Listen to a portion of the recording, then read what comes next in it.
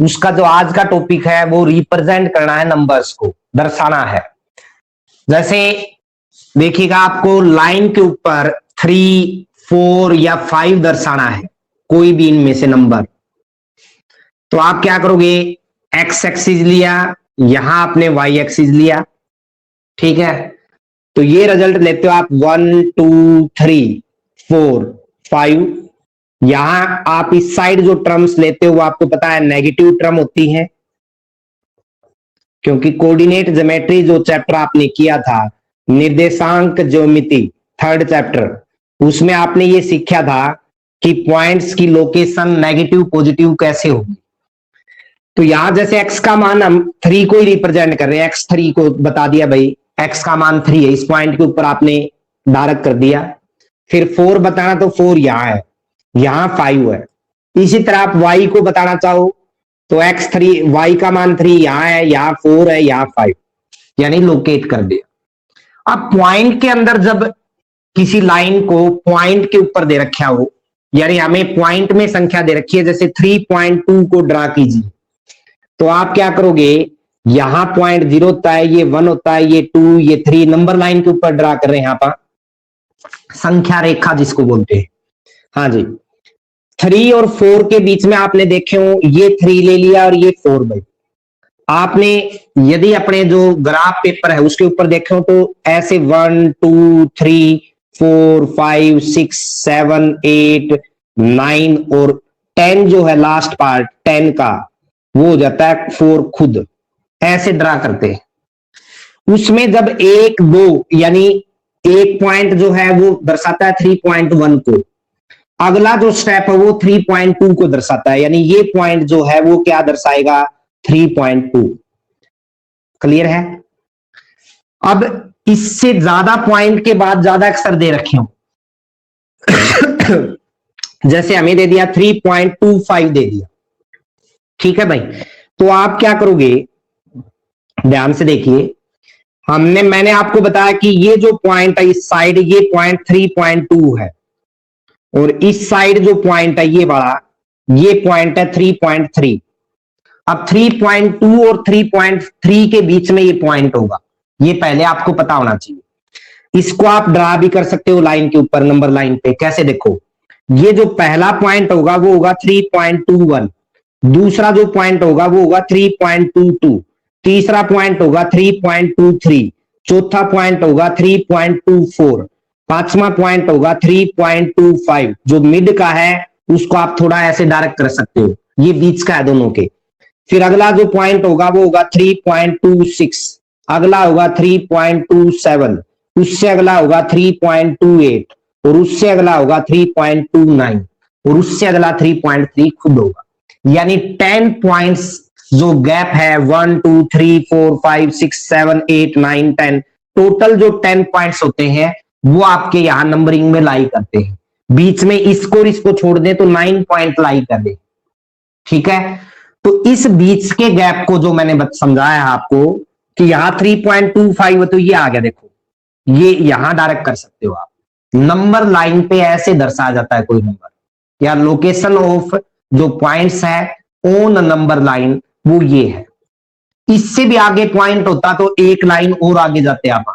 जैसे फर्स्ट जो पार्ट है वो अब समझिए आप, क्या दिया आपका पहला जो क्वेश्चन है वो क्या दिया, देखिएगा भाई, उत्तरोत्तर आवर्धन करके संख्या रेखा पर 3.765। उत्तरोत्तर आवर्धन का मतलब है लेंस से नहीं देखते क्या आप, पॉइंट हमें ज्यादा गैप दिखाई देगा, ठीक है, ऐसे लेंस को देखेंगे तो गैप जो मैंने बताया, जो बीच में जो पॉइंट्स लिए हैं आपके, छोटे छोटे ग्राफ पेपर में पॉइंट होते हैं, वो आपको गैप ज्यादा दिखेगा। तो उस हिसाब से कह रहा है कि इस पॉइंट को कैसे संख्या रेखा पे ड्रा करोगे। तो पहले आप नंबर लाइन के ऊपर जैसे आपने लिया, आपको पता है 3.7 जो पॉइंट आगे जो दे रखा है 65, वो 3 और 4 के बीच में होगा भाई। यदि आप शुरुआत कर ले वहां, तो यहां लिया 0, यहां लिया 1, यहां लिया 2, यहां 3 और यहां 4, ऐसे नंबर लाइन ले लिया अपन। फिर आगे 5 चलती जा रही है आपकी। मैंने क्या किया, 3 को तो मैं यहां ले गया, ऐसे आप बताओगे, और 4 को यहां ले गया, ठीक है, यहां आ गया 3 और यहां कौन आ गया 4।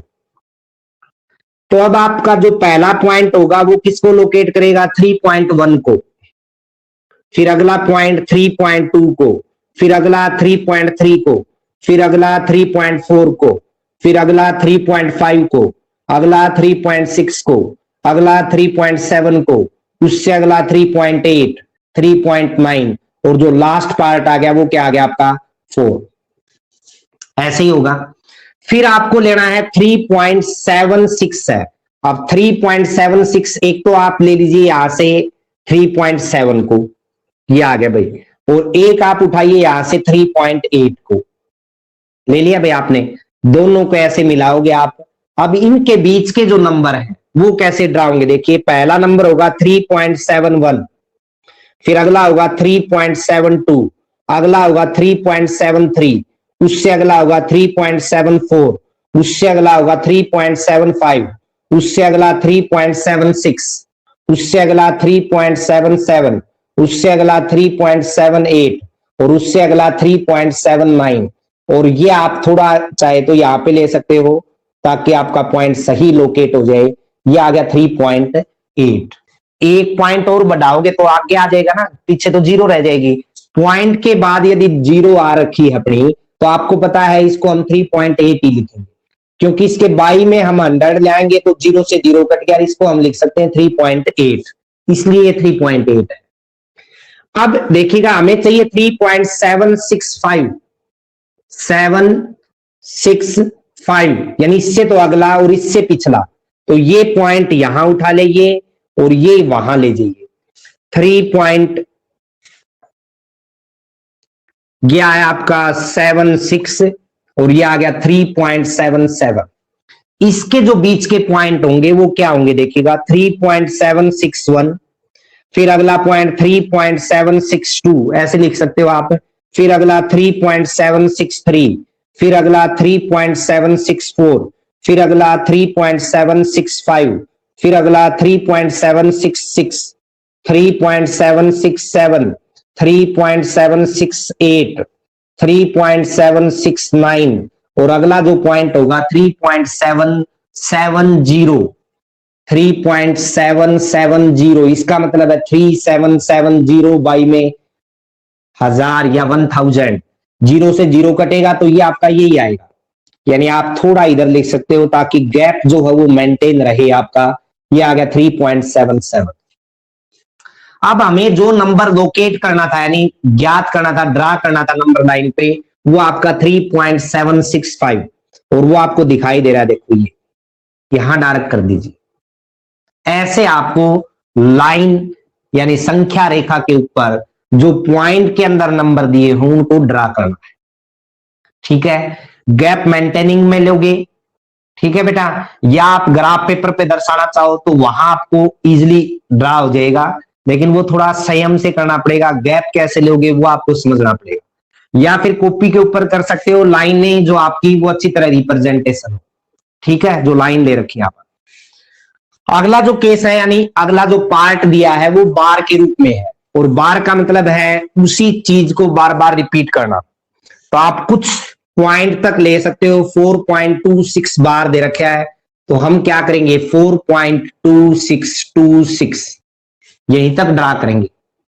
कैसे, देखो आपने नंबर लाइन ली भाई, तो उसके ऊपर पहला पॉइंट थोड़ा ऊपर ले लोगे ताकि ड्रा अच्छी तरह हो जाए।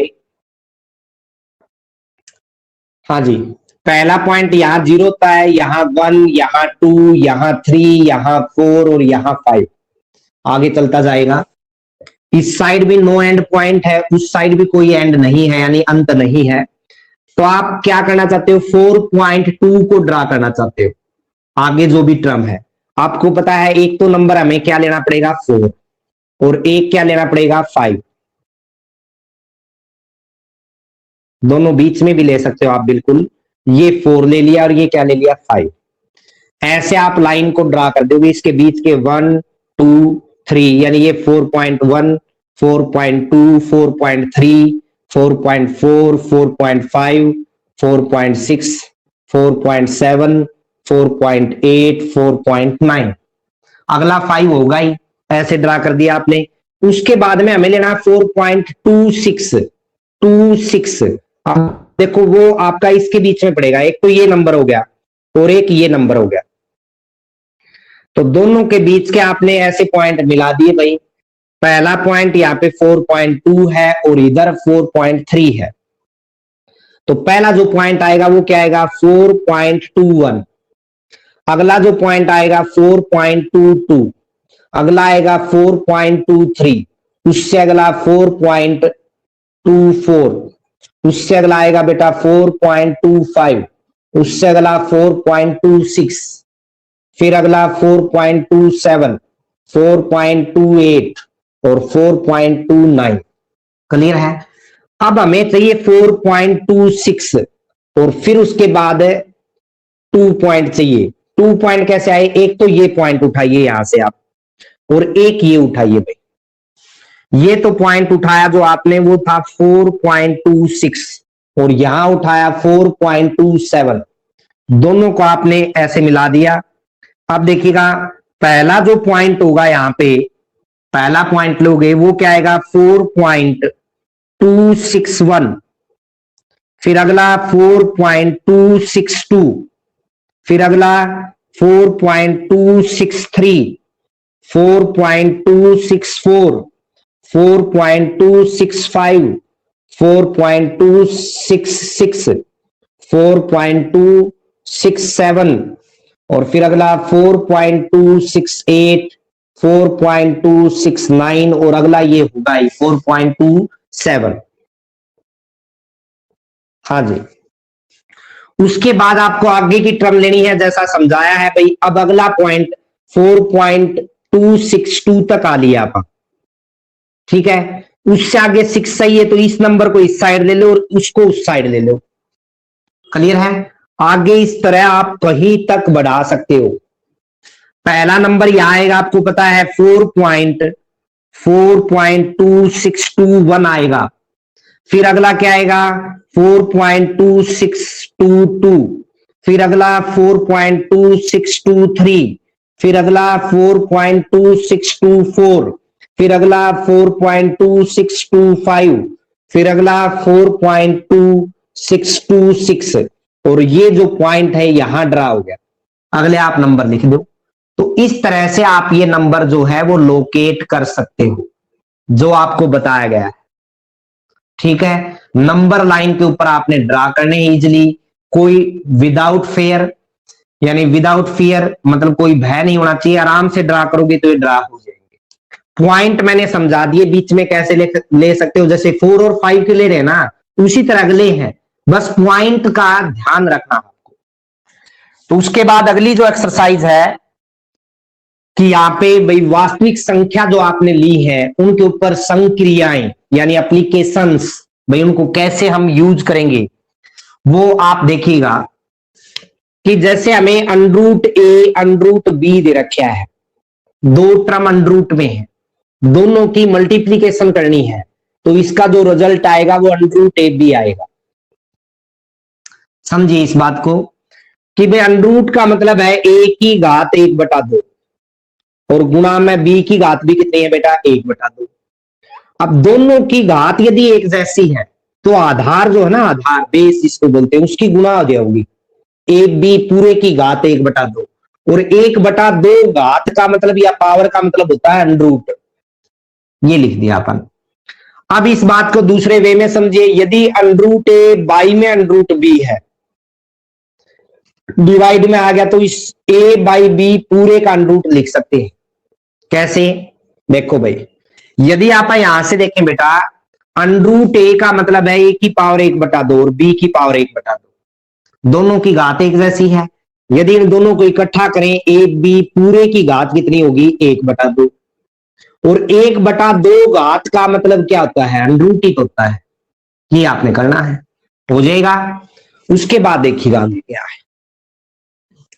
यदि हमें दे रखे मान लीजिए, अब आपको मैं एक प्रॉपर्टी आगे समझाना चाहूं, अंडरूट ए प्लस में अंडरूट बी दे दिया और इनटू में अंडरूट ए माइनस में अंडरूट बी दे दिया। 8th क्लास में आपने एक आइडेंटिटी की थी ए माइनस बी गुणा में ए प्लस बी, तो ये फार्मूला था आपका कि ए स्क्वायर माइनस बी स्क्वायर। अब ये प्रूव करना चाहो तो पहले ए से गुणा कर दो, ए स्क्वायर, फिर ए और बी की माइनस ए बी, फिर बी की और ए की बी ए, फिर बी की और बी की माइनस बी स्क्वायर, ये और ये कैंसिल हो गया तो ए स्क्वायर माइनस बी स्क्वायर आ गया भाई। अब यहां भी ये प्रॉपर्टी लगेगी, ये ए का काम कर रहा है, ये बी का, ये ए का, ये बी का, तो यहां फार्मूला क्या बनेगा, अंडरूट ए का स्क्वायर, ए का स्क्वायर आ गया भाई, माइनस में अंडरूट बी का स्क्वायर, अंडरूट से दोनों कैंसिल हो जाएंगे। देखो इसका मतलब है इसकी घात 1/2 और यो वर्ग है, तो 1/2 और 2 जब घात गुणा में आती है, जैसे 2 और उसकी घात 1/2, यदि इसकी घात की घात है तो आप क्या करोगे, पावर यानी घात की मल्टीप्लीकेशन कर दोगे, 2 से 2 कट गया, ये होता है। तो यहां भी क्या हुआ कि ये और ये कट जाएगा, वर्ग और वर्गमूल एक दूसरे के दुश्मन है, यानी पावर 1 छोड़ते हैं, यानी ये आ गया ए, यहां भी ये कैंसिल हो गया तो क्या आ गया बी, तो ए माइनस बी आपका रिजल्ट हो गया। क्लियर है, ये आपको करना है ध्यान से, यानी ये प्रॉपर्टी लगानी है आपने। तो इसके ऊपर बेस्ड क्वेश्चन है आपके। आप देखिएगा एक चीज समझना, पाई जो है वो हमेशा एक अप्रिमेय संख्या होती है। पाई एक क्या है, अप्रिमेय संख्या। पाई का जो मान लेते हम किसी भी क्षेत्रफल को मानने के लिए, जैसे सर्कल का अपन एरिया निकाला या क्षेत्रफल निकालेंगे, तो वहां अपन पता है कि ये त्रिज्या आर का काम करे, सेंटर से ये रेडियस होती है आपको पता है, तो हम लेते हैं क्षेत्रफल पाई आर स्क्वायर, ठीक है। अब पाई का मान हम पुट करते हैं 22/7, तो पाई का एक्चुअल मान नहीं है वो 22/7, 22/7 के सन्निकट या फिर नजदीक वैल्यू होती है इसकी, इसलिए हम इसको 22/7 लिख देते हैं, ठीक है। यदि आप इसका एरिया मापें या स्केल से इस दूरी को मापें, जनरली क्या करते हैं, क्वेश्चन भी आपकी एक्सरसाइज में, कि ये आपका डायामीटर होता है, व्यास जिसको बोलते हैं। यदि त्रिज्या आर है तो व्यास कितना होगा आपको पता है, डायामीटर कितना होगा भाई 2r, त्रिज्या का दुगुना होता है। और जो वर्त की परिधि होती है वो होती है 2πr, तो इसको तो डायामीटर बोल देते हैं डी, डी से डिनोट कर दें, और ये परिधि है यानी सरकमफ्रेंस। तो आपको कहेगा ये कि c बटा में d करा, देखो 2πr बटा में 2r करांगे, तो 2 से 2 कैंसिल हो गया, r से r, क्या रिजल्ट आएगा पाई।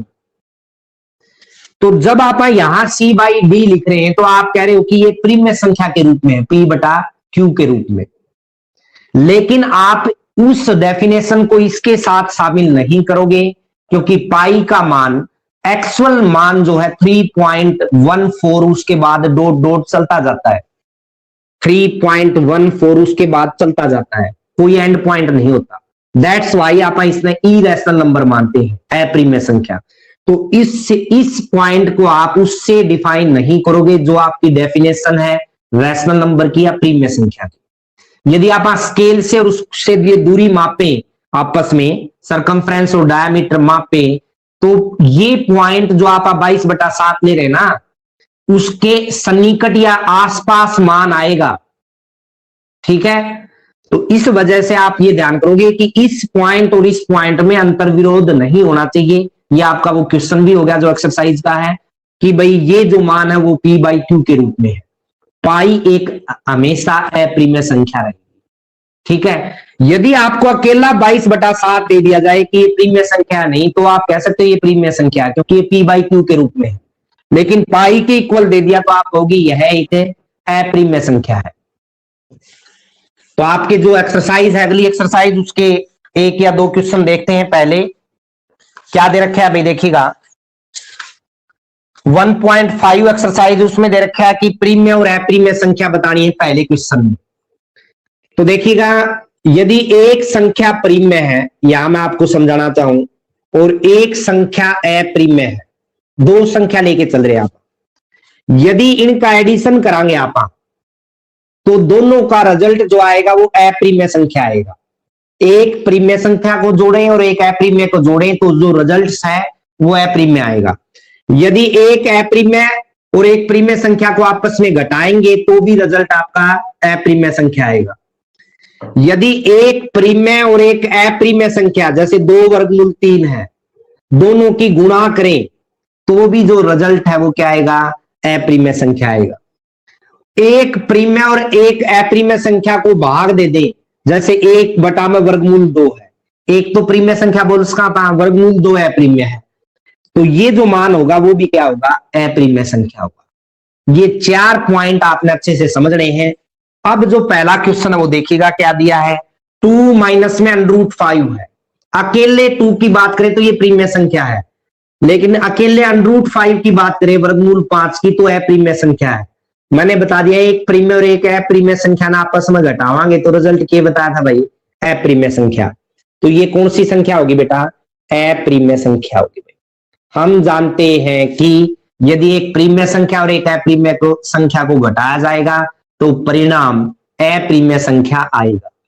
हाँ जी, उसके बाद 3 प्लस में √23 और माइनस में √23 दे रखा है।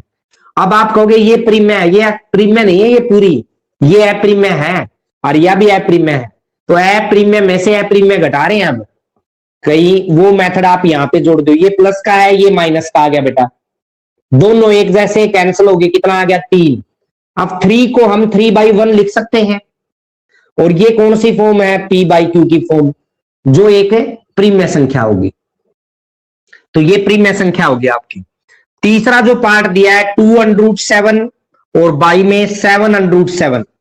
अब ऊपर वाला भी है प्रीमेय, नीचे वाला भी है प्रीमेय, जो मैंने बताया वो नहीं है, मैंने बताया एक प्रीमेय और एक अप्रीमेय, तब अप्रीमेय होगी, लेकिन दोनों आपकी अप्रीमेय संख्या है। यदि आप यहां गौर से देखें तो √7 वर्गमूल 7 से कट जाएगा, तो कितना बचा 2/7, और 2/7 कौन सी संख्या है भाई, p/q के रूप में है, जहां पे q किसके बराबर नहीं है, 0 के बराबर, तो ये कौन सी संख्या होगी, प्रीमेय संख्या होगी। ठीक है, उसके बाद में दे रखे आपको 1/√2, इसके बारे में बताइए। 1/√2 आपको बता दिया ये प्रीमेय है, पहले भी बता चुके हैं ये अप्रीमेय, तो ये अप्रीमेय संख्या होगी। यदि एक प्रीमेय संख्या को अप्रीमेय संख्या से भाग दिया जाए तो परिणाम अप्रीमेय संख्या होगा। ठीक है भाई, अगला सम देखिएगा, यानी अगला जो पार्ट आपका वो दिया है 2π। हम जानते हैं पाई एक अप्रीमेय संख्या है, अतः पाई के साथ में 2 आ जाए 4 आ जाए तो भी क्या होगा, अप्रीमेय संख्या होगी। तो ये जो संख्या है वो भी कौन सी आपकी, अप्रीमेय संख्या। तो इस तरह से आपने ये क्वेश्चन करने हैं भाई। पहला जो क्वेश्चन है वो इस वे में करोगे। दूसरा देखिएगा क्या दिया आपको, 3 प्लस में √3 और इनटू में दिया है 2 प्लस में √2। इनको सरल करना अपन, दो टर्म है, देखो पहले 2 से गुणा करो, 2 से इस पूरे को गुणा करोगे, कैसे देखो 2 3 6 भाई, या 2 गुणा में 3 नहीं लिख दो, डॉट का मतलब गुणा ही होता है। फिर 2 की और वर्गमूल 3 की, क्या नहीं छोड़ दो, गुणा कर दी।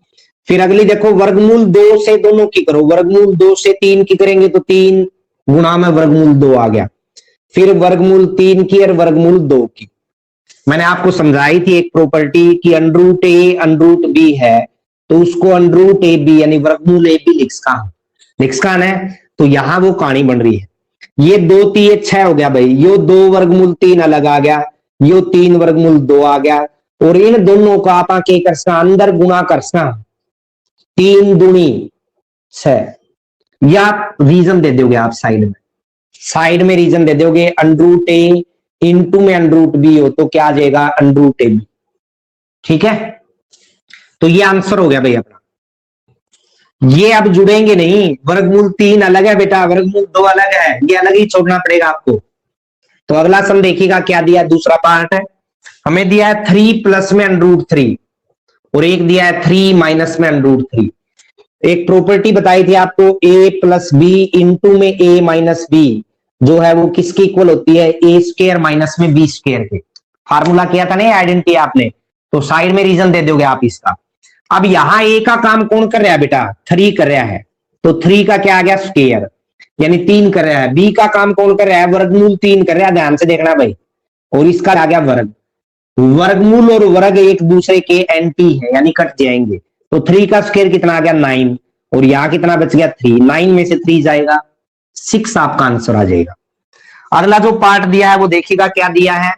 अब देखो एक प्रॉपर्टी आपको बताई दूं, √a प्लस में √b का स्क्वायर दे रखा है, तो फार्मूला क्या होगा, ध्यान से देखो, √a का स्क्वायर प्लस में √b का स्क्वायर, a प्लस b का होल स्क्वायर का फार्मूला नहीं होता था, a स्क्वायर प्लस में b स्क्वायर, a का काम √a कर रहा है, b का काम √b कर रहा है, और प्लस में 2ab यानी √a√b।